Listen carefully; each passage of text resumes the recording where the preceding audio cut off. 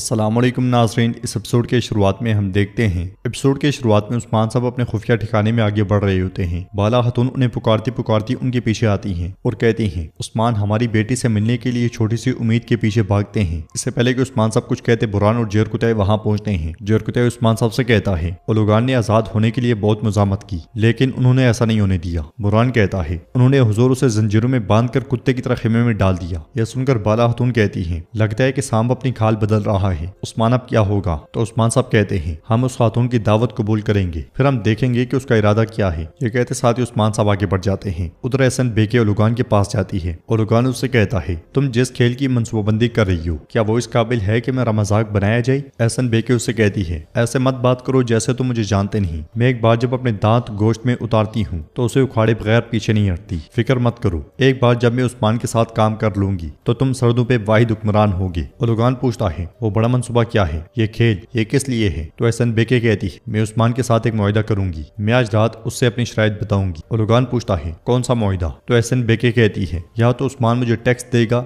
या अपनी बेटी फातिमा की शादी मेरे बेटे के साथ करवाएगा। ये सुनते साथ ही ओलुगान हंसने लग जाता है। तो एहसन बेके कहती है दोनों सूरतों में हम जीतने वाले होंगे। ओलुगान कहता है ये एक बेकार कोशिश है, उस्मान ऐसा कभी नहीं करेगा। एहसन बेके उससे कहती है मेरी बात गौर से सुनो ओलुगान, उस्मान के पास दूसरा कोई रास्ता नहीं है। तुमने उस पर अपना वार किया लेकिन मैं वो हूं जो उसका दिल चीर देगी और उसे घुटने टेकने पड़ेंगे। ओलुगान पूछता है कैसे कामयाब होगी? तो एहसन बेके कहती है सिर्फ मैं नहीं हम मिलकर करेंगे। फिर उसे चाबी देते हुए कहती है मैं जब उस्मान से मिल रही होंगी तो यहाँ से तुम भाग जाना। उधर बेगम अलबाई से कहती है एहसन बेके बहुत मजबूत है। तो अलबाई कहता है ऐसा ही है, सरहदों पे ऐसा कोई नहीं है जो उसे संभाल सके, लेकिन मुझे उसकी ताकत का डर नहीं है बल्कि वो उस्मान के साथ जो सुलह करना चाहती है उस बात का डर है। बेगम उससे कहती है हमें पहले ये मालूम करना होगा कि वो क्यों सुलह करना चाहती है। तो अलबाई कहता है नहीं, उसका इरादा जो भी हो वो हमें पलक झपकाए बगैर सुलह करने के लिए उस्मान के हवाले कर देगी। बेगम कहती है उस्मान घुटने नहीं टेकेगा, वो सुलह नहीं करेगा अलबाई। तो अलबाई कहता है वो चाहे तो भी मैं इसकी इजाजत नहीं दूंगा बेगम, कभी भी नहीं।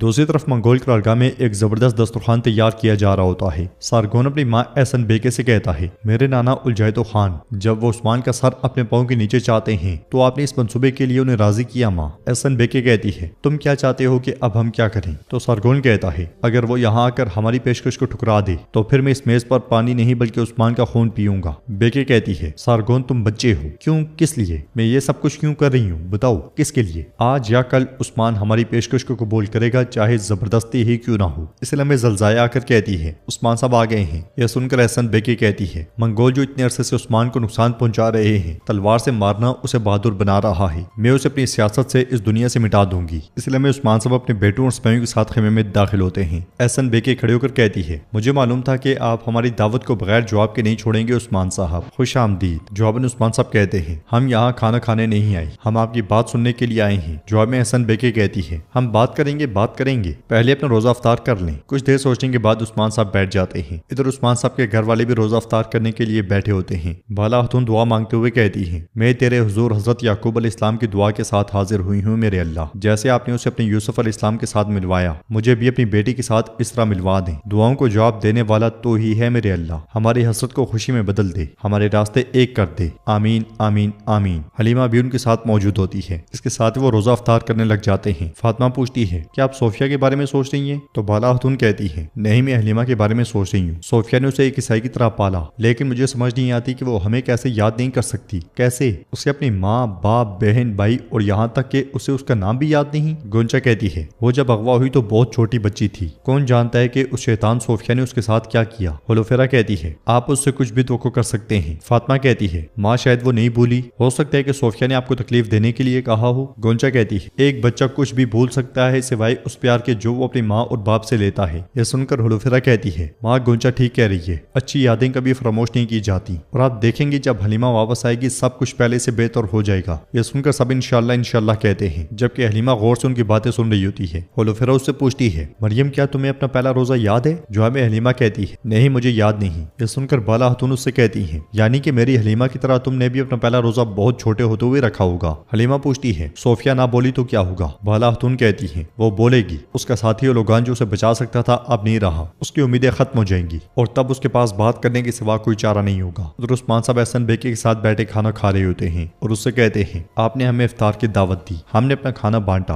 एहसन बेके कहती है तो अब मुझे आप मुद्दे पे आने को कह रहे हैं जो हमें उस्मान साहब कहते हैं, आपने हमसे लुगान को छीन लिया और अब आप हमें ये बताना चाह रही हैं कि आप सुलह करना चाहती हैं। जरा बताएं आपका सरहदी इलाकों में आने का मकसद क्या है। एहसन बेके कहती है, हमारा मकसद इससे मुख्तलिफ नहीं है जो आपने सुना उस्मान साहब। मैं लुगान के साथ जारी आपकी इस जंग को खत्म करने आई हूँ। उस्मान साहब पूछते हैं, वो लुगान किसका सिपाही है, वो सरहदों पे क्यों आया? वो जैतो खान के सिपाही के तौर पर हमें घुटने टेकवाना चाहता था। इन जमीनों में अगर आप इत्तेहाद चाहते हैं तो आपको इत्तेहाद, और अगर जंग चाहते हैं तो आपको जंग मिलेगी, लेकिन आपको मालूम होना चाहिए कि इल्हाक कबूल नहीं, हमारी तरफ से हद यही है। यह सुनकर एहसन बेके कहती है, यहीं पे आप गलत हैं उस्मान साहब, आप इस मामले की बुनियाद को नहीं देख पा रहे। आप उसका नाम और सूरत देखें, आप जिसे देख भी नहीं सकते। हम आपसे उस कदर अजीम मंजिल का वादा करते हैं। यह सुनकर उस्मान साहब मुस्कुराते हैं और कहते हैं, ऐसी कौन सी मंजिल है जो हम नहीं देख सकते, जरा बताएं, हम भी देखते हैं। एहसन बेके कहती है, अगर आप तुर्क शायद अगर दाएं तरफ के सफों में मशरिक में ज्यादा से ज्यादा ताकत हासिल करने वाली अल्हानी रियासत के साथ मिलते हैं तो ये मगरिब में आपके लिए खतरा नहीं बल्कि फायदेमंद साबित होगा। यह सुनकर उस्मान साहब कहते हैं, अच्छा तो मंगोल जबकि मशरिक में लड़ रहे हैं, आप चाहती हैं कि हम मगरिब में बजंतीनियों से लड़ें। एहसन बेके कहती है, मैं आपको इत्तेहाद की पेशकश कर रही हूँ और आपसे इल्हाक का कह रही हूँ। अब इस बात से ज्यादा हम क्या हो सकता है। एक ताकतवर साए में आपको आराम करने की जरूरत है। ये इत्तेहाद पूरे जहान को रियासत बनाने का जरिया बनेगा। आपको नतीजे पर तवज्जो देनी चाहिए, लेकिन इस इत्तेहाद की कीमत भी अदा करनी पड़ेगी। यह सुनकर उस्मान साहब कहते हैं, अच्छा मुझे बताएं हम मंगोलों के साए में कैसे आराम कर सकते हैं, बताएं जरा। एहसन बेके कहती है, आप एक होशियार सरदार हैं उस्मान साहब, लेकिन मैं आपको बताती हूँ हमारे हुक्म तले आने वाली दूसरी रियासतों की तरह आप भी हमें महसूल अदा करेंगे। यह सुनते साथ ही अलाउद्दीन और उरहान हंसने लग जाते हैं और उस्मान साहब कहते हैं, इस सूरत हाल में दुश्मन को जो हमारा जवाब होता है वो हर कोई जानता है। मैंने लुगान से भी यही कहा था और अब आपसे भी यही कहूंगा, मंगोलों को मेरी रियासत और मेरे लोगों के सोने से एक सिक्का भी नहीं मिलेगा। एहसन बेके कहती है, मैं जानती